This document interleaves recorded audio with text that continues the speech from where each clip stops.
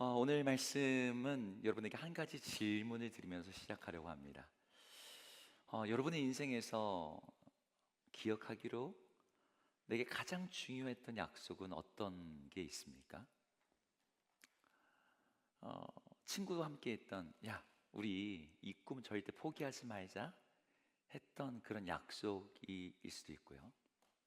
혹은 누군가 남과 아니라 스스로에게, 난 포기하지 않고 이거 끝까지 해내겠어 라고 했더니 결심했던 그런 약속이 있을 수도 있습니다. 아니면 정말 힘들고 어려운 친구에게 내가 너 곁에 있어 줄게, 내가 너를 위해서 기도할게 라고 했던 그런 약속일 수도 있죠. 여러분, 세상에는 수많은 약속이 있습니다.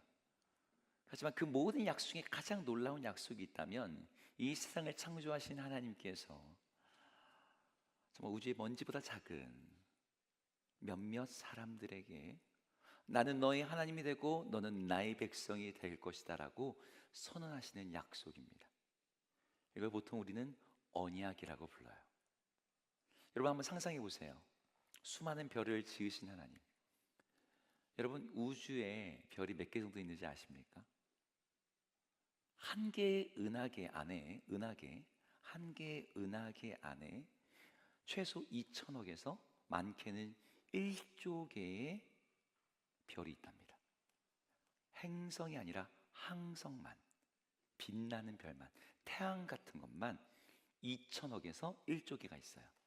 근데 그런 은하가 우리가 볼 수 있는 제임스 웹 망원경으로 볼 수 있는 범위 안에만 그런 은하가 2조 개가 있습니다. 2조 개. 그래서 최소로 해도 200경 이상의 별들이 있는 거죠. 근데 이 거대한 우주의 창조주가 우리를 향해서 내가 너와 영원한 관계를 갖겠다라고 하실 때, 여러분, 이게 정말 믿어지지 않는 이야기인 거죠. 저는 바로 이 약속에 대해서 4주간 여러분하고 말씀을 나누려고 해요.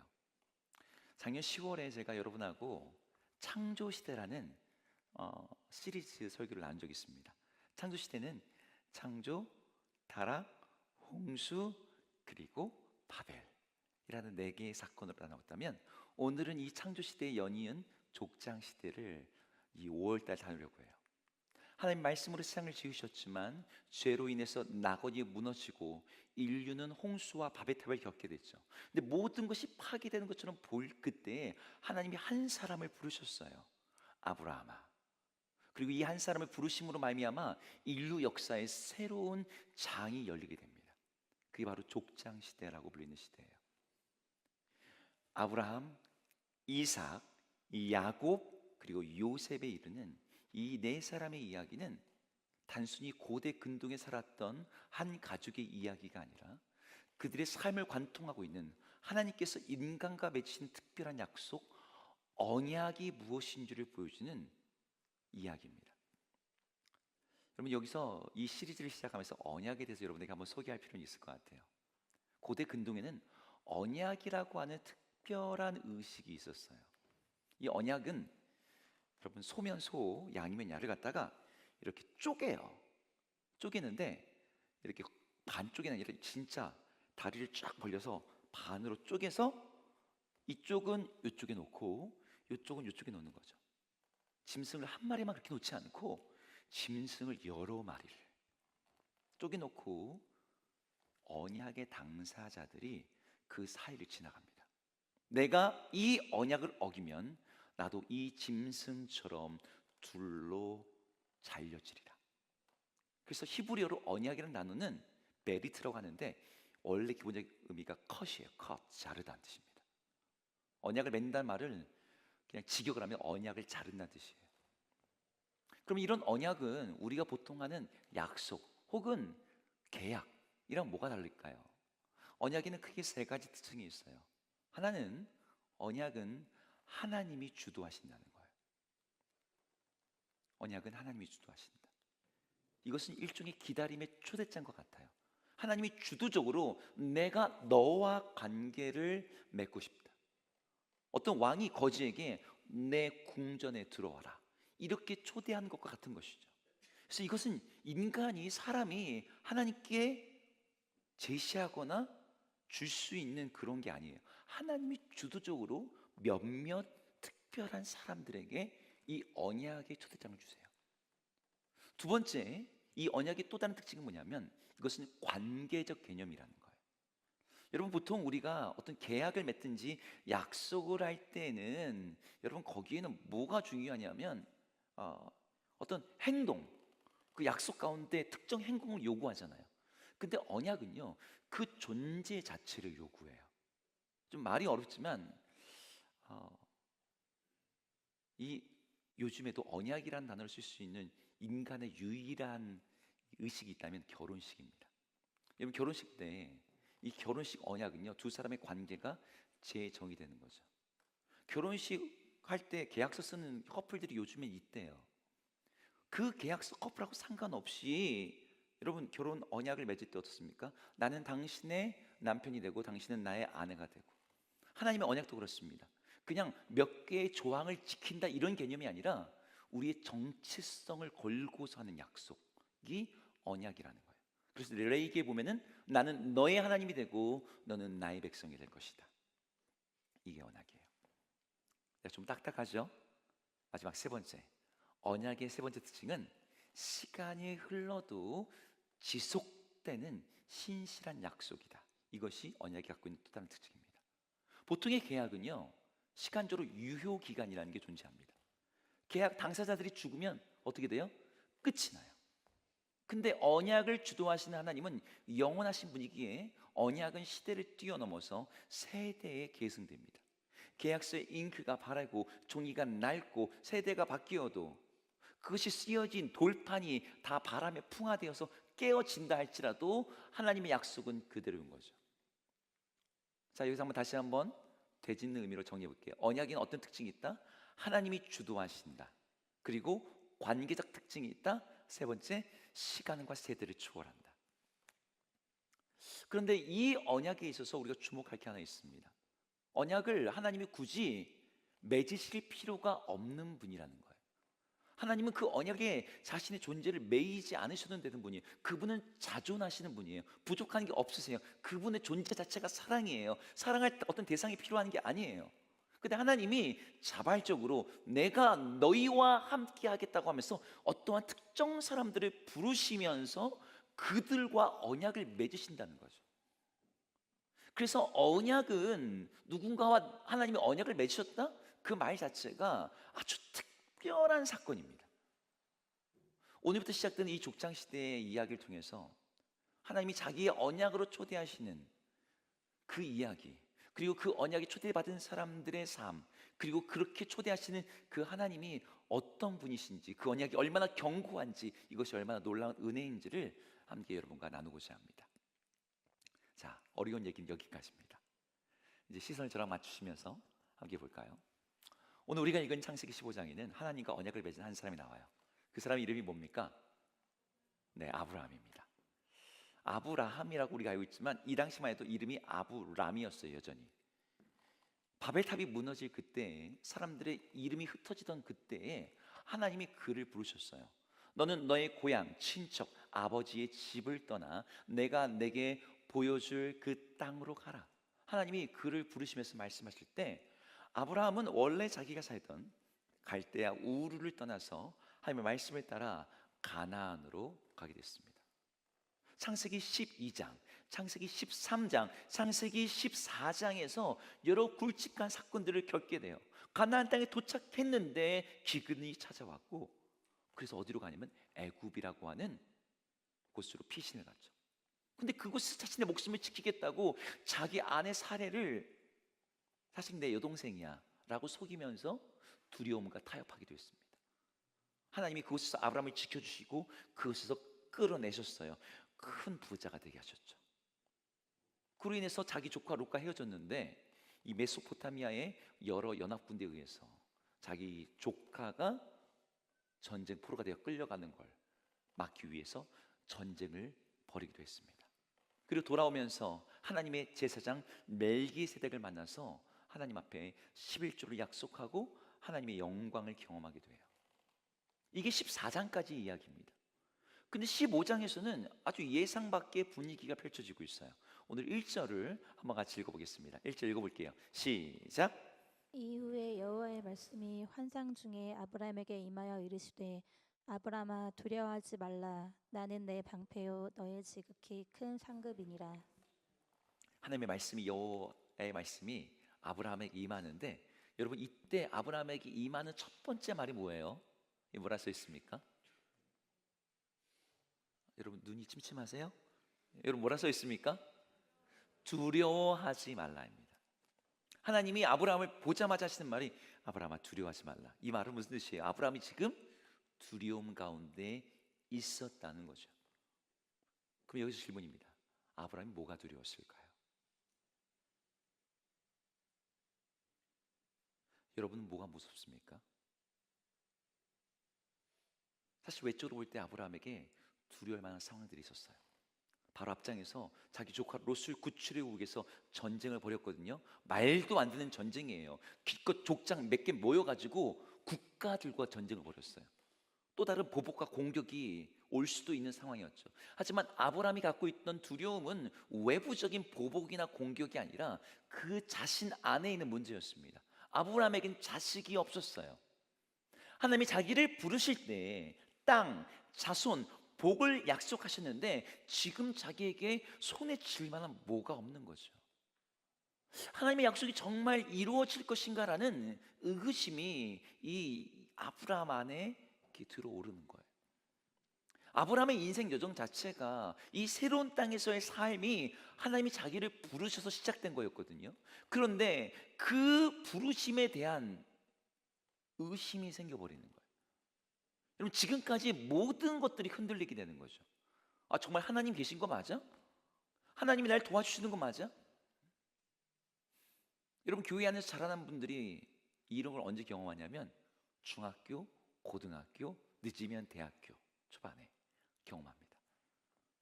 하나님이 나를 부르셨다는데 그분의 말씀, 그분의 약속, 그분의 진리라는 것과 내가 살고 있는 삶의 괴리가 너무 큰 거예요. 특별한 어떤 일이 일어난 건 아니지만 아브라함은 나 이러다가 망하는 거 아니야? 라는 두려움이 그 안에 들어왔던 것 같아요.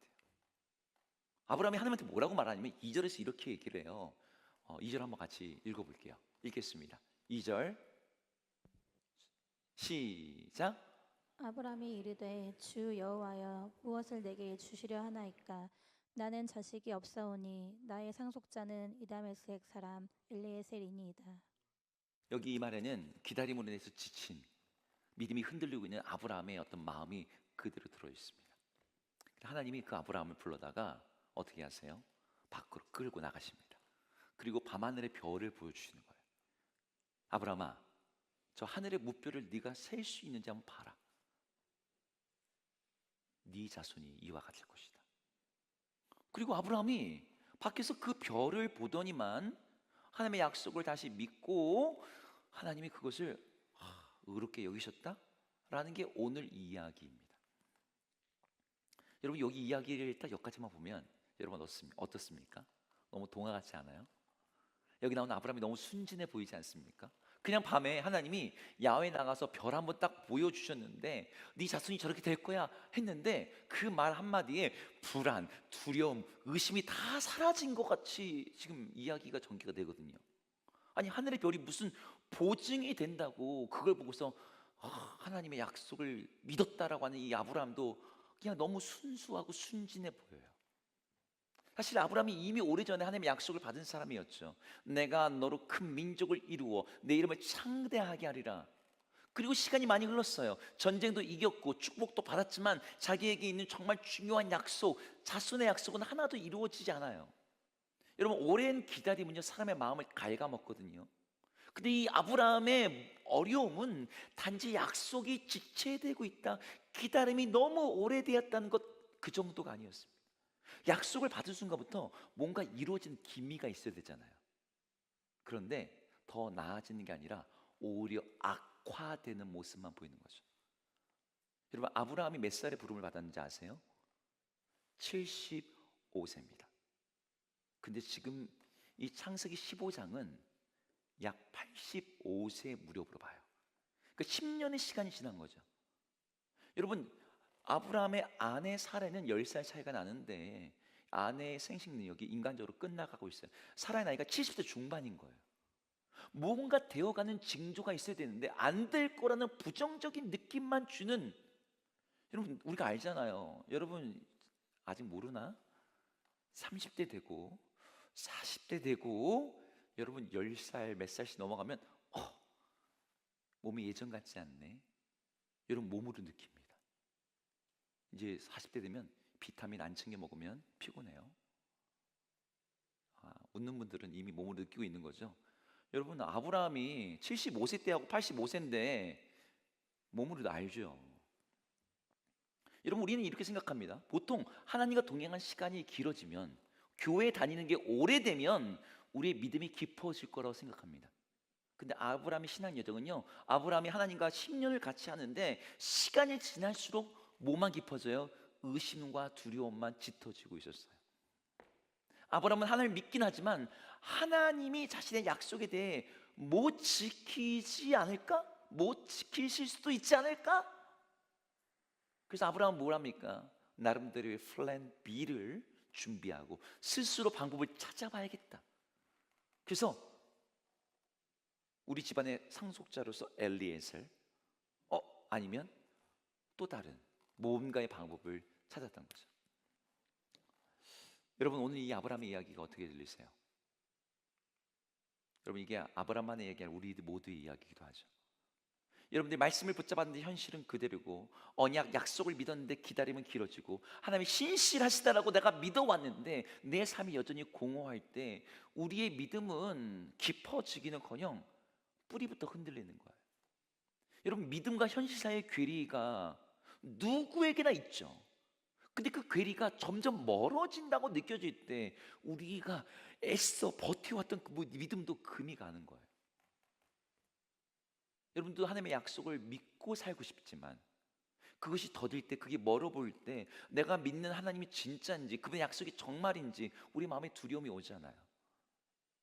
부르심을 받았고 말씀도 들었고 언약도 받았지만 현실이 빈손일 때 그 자리에 오늘 아브라함이 있었던 것처럼 우리도 있습니다. 제가 예전에 섬기던 한 교회에, 어느 교회인지 말하지 않을게요, 100번 이상 소개팅을 한 자매가 있었습니다. 자기 입으로 한 얘기예요. 100번 이상. 근데 그 자매가 저한테 그래요. 목사님, 저도 결혼하고 싶어요. 성경적인 가정, 행복한 가정 세우고 싶어요. 100번 이상, 여러분 100번 이상, 말이 100번 이상이지 100번 이후부터는 숫자를 안 셌대. 너무 짜증나서.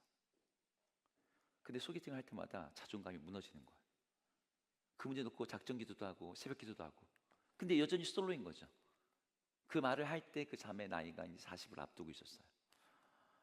그 자매는 얘기하는데 그 절망감, 그 암울함, 그 어둠, 그 슬픔, 그 외로움, 그게 너무 막 제 마음에 와닿는데 뭐라고 위로가 안 되는 거야. 여러분 이런 이야기 말고도 이야기 많죠.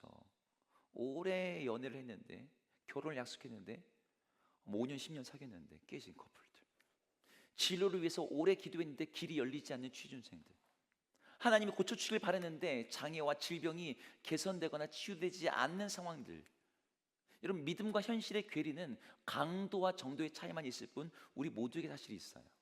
근데 위기는 아까 뭐라 그랬어요? 시간이 오래 걸린다는 문제가 아니라, 약속이 아직 안 이루어졌다는 게 아니라 오히려 그게 더 안 될 것처럼 보이는 거죠. 상황이 점점 안 될 것처럼 보이는데 이걸 붙잡고 있는 게 무슨 의미가 있지라는 회의감이 드는 거예요. 여러분 그때 어떻게 합니까? 아브라함이 하는 것처럼 똑같이 하는 거예요. 플랜 B. 기다리자 지쳐 스스로 해결책을 만들고 내 방식대로, 그래 하나님 뭐 계신지 모르겠는데 내 방식대로 이제 가야겠어. 주님만 믿고 있다가 이러다가 나 망할지도 몰라. 이런 상황에서 하나님이 다시 아브라함을 부르셨어요. 그리고 밤하늘을 보게 하십니다. 우리 5절 한번 중요하니까 한번 읽어볼게요. 5절 말씀 같이 읽어보겠습니다. 준비가 안 됐나요? 5절 말씀. 아니요, 5절 말씀이요. 네. 제가 읽을게요. 그를 이끌고 밖으로 나가 이르시되 하늘을 우러러 무뼈를 셀 수 있나 보라. 또 그에게 이르시되 내 자손이 이와 같으리라. 아멘. 하나님이 아브라함을 이끌고 밖에 나갔어요. 하늘을 우러러 무뼈를 셀 수 있는. 여러분, 하나님께서 지금 아브라함에게 별을 보게 하시면서 하나님의 약속을 바라보게 하시는 거예요. 그리고 아브라함은 다시 믿음을 갖게 됩니다.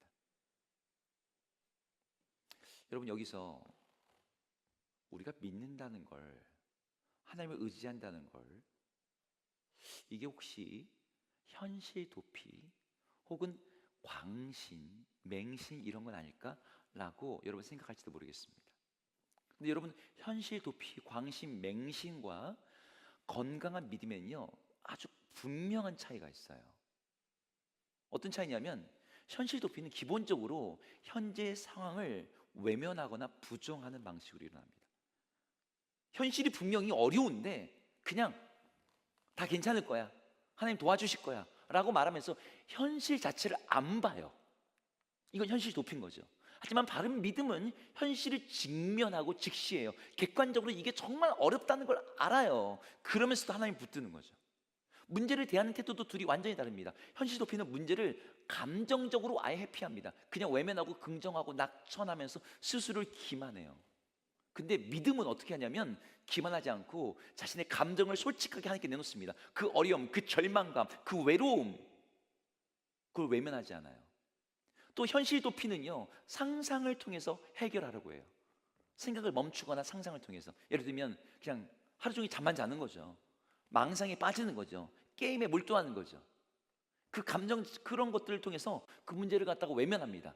술이나 다른 것들을 의존해요. 하지만 믿음은요 그 고통, 그 외로움, 그 모든 현실의 그 괴리감을 외면하지 않고 그 가운데서 여전히 하나님의 말씀을 붙잡기 위해서입니다. 말씀을 가지고 현실에서 분투하는 거죠. 오늘 아브라함은 현실을 그냥 별 보면서 도피하는 게 아니라 문제와 상황을 갖다가 직면했어요. 하나님이 나는 너의 상급이요 너의 방패다라고 말씀하실 때 뭐 그런가 보다 넘어가지 않고요, 하나님 당신이 나에게 방패라고 말씀하시고 나에게 상급이 된다고 하시는데 그게 무슨 소용입니까? 저에겐 자식이 없어요. 상급 주시면 뭐예요? 딴 사람이 다 상속받게 생겼는데. 아브라함이 지금 하나님께 그렇게 얘기를 하는 거거든요. 하나님 역시 말씀하시는 거죠. 아브라함이 직면한 상황을요 무시하지 않아요. 야, 너 왜 이렇게 믿음 없어? 그러지 않고 그의 좌절감과 그의 두려움을 인정하는 거죠. 여러분, 나중에 결혼하게 되면 그냥 좋은 게 좋은 거라고 여러분의 감정을 덮어놓고 숨겨놓으면 이게 쌓여요. 어떻게 해야 돼요? 내 마음이 지금 이래, 내 감정이 이래, 내가 지금 이런 자존감을 느껴. 그거를 오히려 오픈할 때 그 관계가 깊어집니다. 서로에 대한 신뢰가 생기는 거죠. 내가 어떤 감정을 오픈해도 저가 나를 받아들일 수 있구나. 아브라함이 지금 하나님과 그런 관계 속에 들어있었던 거죠. 하나님이 그런 아브라함에게 하늘의 별을 보게 하신 것은 그가 현실을 부정하라고 보게 하신 게 아니었어요. 오히려 네가 갖고 있는 그 현실을 가지고 나에게 와서 네 그 현실보다 더 큰 세상을 보고 그 세상을 만든 나를 보라는 거죠. 아브라함은 자신의 나이를, 자신의 사라의 상태를, 불가능한 현실을 알고 있었습니다. 근데 별을 보면서 현실보다 더 크신 하나님을 믿기로 결정했어요. 어떻게 그걸 한 겁니까? 여러분, 어떻게 믿음이 생겼을까요? 하나님이 아브라함에게 별을 보여주시며 약속하실 때 아브라함이 본 게 단지 별이었을까요? 네가 별을 셀 수 있나 보다. 별이 몇 개 있나? 한 500개 있나? 600개 있나? 그 숫자 세고 있었을까요? 아니죠. 아브라함은 별의 숫자, 별이 몇 개인지 그게 아니라 그 별을 보라고 하신 분, 그 별을 만드신 분을 그 별을 통해 보고 있었던 거죠. 아브라함이 하늘의 별을 보았던 것은 현실을 도피하는 것이 아니라 별처럼 빛나는 약속을 주시는 그 하나님, 그 하나님을 다시 바라보기로 결정한 거예요. 제가 이 설교를 준비하는데 떠오르는 사람이 있었습니다. 그 오스카 와일드라는 사람이 이런 문장을 남겼어요. 사람들이 모두 시궁창에 처박혀 있을 때에도 그 중에 몇 명은 하늘의 별을 보고 있다. 이 말에 정말 어울리는 한 사람이 있습니다. 해바라기의 화가로 불리는 빈센트 반 고흐예요. 여러분, 빈센트 반 고흐가 원래는 목회자 가정에 태어났고 그는 신학교 교육을 받았고 그리고 목사가 되려고 했습니다. 그런데 자기는 그냥 어느 지역에서 학자 스타일의 목사보다는 활동 중심의 사역이 맞다는 걸 알고 탄광 지역에 가는 선교사로 자원을 해요. 그래서 반 고흐는 선교사로 파송을 받습니다. 그리고 그 선교지에서 정말 얼마나 헌신적으로 선교를 하냐면 자신의 모든 걸 버리고 광부들과 똑같은 삶을 살아요. 자신의 침대를 내어주고 바닥에서 잠을 잡니다. 근데 그에 대한 보고가 이제 들어가잖아요. 선교회에 너무나 과도하고 부적절한 열정을 갖고 있다. 그래서 선교회에서 선교사 파송을 갱신해주지 않습니다. 그래서 이 빈센트 반 고흐가 나름 상처를 받죠. 근데 그곳에서 생활하는 과정 속에서 저 가난하고 고통받고 그 탄광의 그 검은색 그래서 식사라는 게 그 감자, 찐 감자 먹는 그들의 삶을 보면서 그들의 모습을 그림으로 그리면서 미술이 또 다른 형태의 설교가 될 수 있음을 깨닫습니다. 정통적인 목회자의 길에서는 거부를 받았지만 내가 예술을 통해서 하나님을 섬기고 미술을 통해서 하나님 사람들에게 희망과 위로를 전할 수 있다면 나는 바로 이런 새로운 형태로 사람들에게 설교를 하겠다. 그리고 빈센트 반 고흐는 본격적으로 화가의 길을 걷기로 결정합니다. 근데 이 빈센트 반 고흐의 작품에는요, 여러분 우리가 아는 작품은 어떤 그림이에요? 해바라기, 노란색, 그리고 막 그 어떤 밝은 느낌이 많은데 사실은 밤을 그린 작품이 많습니다. 여기 세 개의 밤을 그린 작품이 있는데요, 한번 보여주겠습니까? 모두 밤을 배경으로 하는 거예요. 여러분, 이 밤의 테라스를 그린 그림이죠. 또 다른 그림은 이것도 별이 빛나는 밤에라는 건데 이 강변에서의 그림이에요. 이 밤에 대한 그림 중에 가장 유명한 그림은 이 세 번째 그림입니다. 이 제목이 별이 빛나는 밤입니다. 이 그림 좀 잠깐만 보여주세요. 여러분, 이 빈센트 반 고흐가 이 그림을 통해서 보여주려고 표현하려고 했던 게 여러분 뭘 것 같습니까? 깊은 어둠 속에서 하늘에 빛나는 별을 통해 그는 위로와 소망을 표현하려고 했대요. 모두가 어둠만 바라보고 있을 때 그 속에서 빛을 발견하고 그걸 표현했던 거죠. 여기 나오는 여러분 그 별들을 보면은 그냥 별이 그냥 총총 떠 있는 게 아니라 마을이 고요하고 어둠 가운데 있는데 하늘의 별이 소용돌이치고 있어요. 격정적으로 빛납니다. 그냥 별이 반짝이 아니라 소용돌이치면서 우리의 어두운 현실을 뚫고 빛나는 모습으로 그려지고 있습니다. 빈센트 반 고흐가 이 그림을 그릴 때 그의 삶이 어땠을 것 같습니까? 그의 삶은 평온하거나 넉넉하거나 인정받는 삶이 아니었어요. 반 고흐의 화가 생활을 후원했던 유일한 사람은 그의 동생이었던 레오밖에 없었는데, 여러분 빈센트 반 고흐가 그림을 그렸던 기간이 정식으로 그린 건 한 5년 정도밖에 안 되고 기껏해 한 10년 정도입니다. 근데 그 10년 동안 그가 그린 그림이 2100점이에요. 2100점이라는 어마어마한 양을 남겼어요. 근데 그 중에 팔린 그림이 몇 개일까요? 단 하나. 그것도 아는 지. 그 많은 그림을 그렸는데 화가로 하나의 작품 외에는 팔린 게 없는 거예요. 여러분, 이거 뭘 의미하죠? 사람들이 인정을 못 받는 거죠. 정신적인 고통과 가난과 거절과 소외 속에 있었고 그의 현실은 굉장히 암울했습니다. 그럼에도 불구하고 그의 영혼은 끊임없이 별빛을 보고 있었고 붓을 들어서 별을 그렸던 거죠.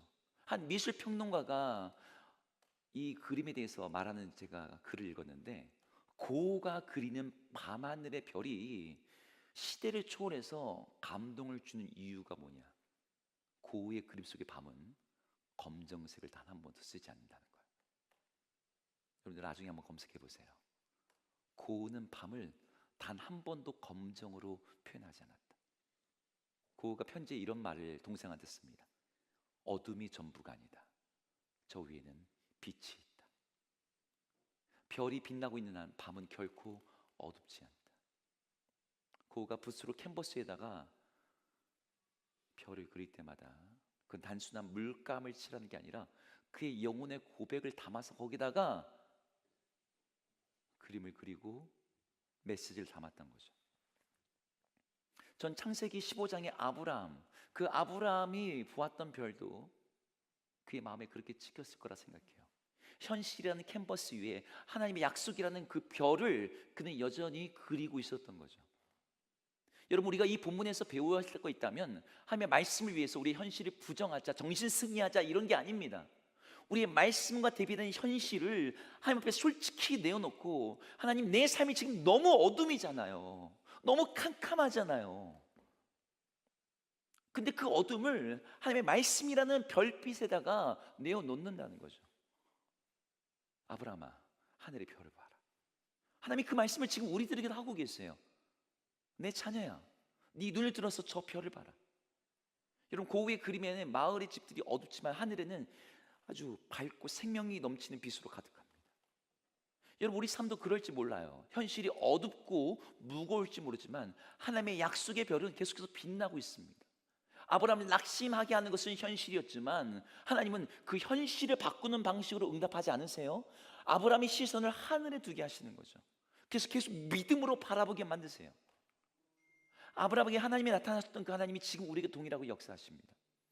여러분, 어떤 청년들은 기도해도 열리지 않는 문, 100번의 소개팅 후에도 여전히 홀로 남겨져 있는 삶, 치유를 간구해도 나아지지 않는 질병, 여러분, 그 가운데 여러분 있을지 모르겠어요. 하나님의 약속이 아름답게 빛나고 있지만 우리 현실이 여전히 어둡고, 우리의 비전은 크지만 우리의 능력은 작고. 근데 여러분, 4,000년 전에 어느 날 밤에 아브라함이 별을 바라보며 느꼈던 그 놀라운 감동과 도전과 그 안에 일어났던 열정과 믿음, 여러분, 그걸 우리도 경험할 수 있습니다. 어떻게 해요? 여러분의 그 없음을, 낙심을, 여러분의 절망을, 여러분의 고통을 하나님 앞에서 토해놓고 하나님이 여러분에게 하시는 음성, 야, 하늘을 봐라, 별을 봐라, 나를 봐라. 네 현실이 아니라 나를 봐. 여러분, 그때 우리는 약속과 현실 사이에서 우리의 마음에 새롭게 주신 그 하나님의 그 은혜, 하나님이 새롭게 일으키시는 그 믿음을 경험하게 됩니다. 여러분, 믿음은 환상을 보는 게 아닙니다. 믿음은 현실을 부정하는 것도 아니에요. 진정한 믿음은 현실을 직시하면서도 그것을 말씀의 빛 아래에서 재해석하는 거예요. 고우가 자신의 인생의 어둠 속에 있고 그가 어두운 밤을 그리면서도 소용돌이치는 그 빛 아래에서 그 모든 그림을 그렸듯이, 그래서 그가 그렸던 어둠은 그 어떤 검정색도 없었던 것처럼 전 여러분들의 삶의 어둠이 하나님의 약속이라는 그 별빛 아래에서 비춰질 때 새로운 색깔이 될 수 있을 거라 생각해요. 여러분, 하나님의 언약은 제가 오늘 오프닝 때 말씀드렸지만 지금도 유효합니다. 아들 예수 그리스도의 피 때문에 더욱더 선명하게 살아있어요. 여러분은 아브라함의 이야기가 어떻게 되는지를 압니다. 나중에 하나님의 약속을 지키시죠. 그래서 그는 100세의 아들을 얻게 되죠. 아브라함은 지금 어마어마한 모든 믿는 자들의 조상이라고 불립니다. 그 하나님이 지금 동일한 하나님으로 지금 우리의 하나님이 되신다고 말씀하세요. 앞에서 말씀드렸지만 여러분, 우리가 언약의 당사자가 된다는 것 자체가 놀랍고 특별한 사건이에요. 언약에서 중요한 것은 그 약속의 내용, 그 약속의 조건, 약속의 시한이 아니라 영원하시고 전능하신 하나님이 과연 누구와 언약을 맺고 계시느냐, 그거예요. 언약을 맺는다는 것 자체가 선물이고 축복이고 은혜이고 아무에게나 주어지지 않는 특권입니다. 저는 이곳에 함께 예배하는 우리 모든 청년들이 시간을 뛰어넘어, 세대를 초월하여 현실의 한계를 뛰어넘어 우리에게 약속하신 그 하나님을 바라봄으로 말미암아 그 하나님이 주신 그 언약 안에 있는 놀라운 복을, 우리의 어둠을 비추는 그 놀라운 빛을 경험할 수 있기를 축복합니다. 여러분, 오늘 밤이라도 2002 그 말빛이 어떤지 모르겠습니다. 한번 밤하늘을 창문 열고 봤으면 좋겠어요.